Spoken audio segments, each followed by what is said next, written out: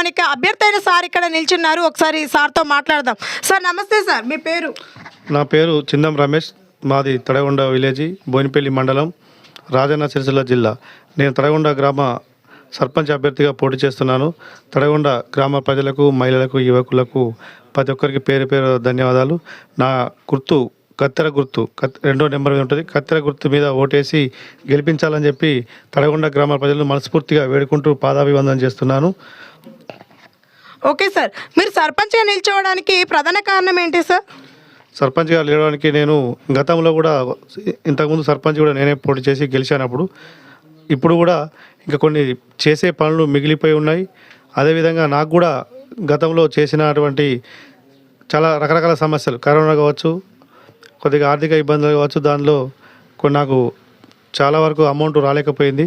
అప్పుడు మా గ్రామ ప్రజలే అని చెప్పి వారికి వాటర్ సమస్య ఉన్నా, శానిటేషన్ సమస్యలు ఉన్నా, వీధి లైట్లు కానీ ప్రతి ఒక్కటి చేయడం వలన కొన్ని బిల్లులు ఆగిపోయినాయి.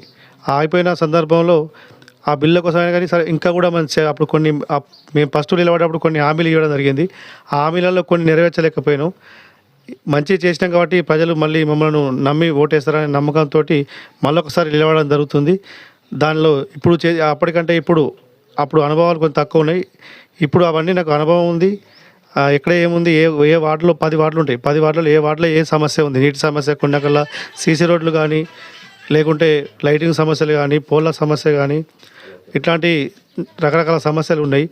అవన్నీ చేసి నా గతంలో ఉన్న బిల్లు కూడా ఎమ్మెల్యే గారి దగ్గర కానీ, ఎంపీ దగ్గర కానీ, మినిస్టర్ దగ్గర కానీ, ఇక్కడ మాకు ఆది శ్రీనివాస్ గారు రతన్ దగ్గర కానీ మేము వెళ్ళి మా సమస్యలు చెప్పుకొని, ఊరు సమస్యలు చెప్పుకొని చేయాలనే ఉద్దేశంతో మళ్ళొకసారి పోటీ చేస్తున్నాం.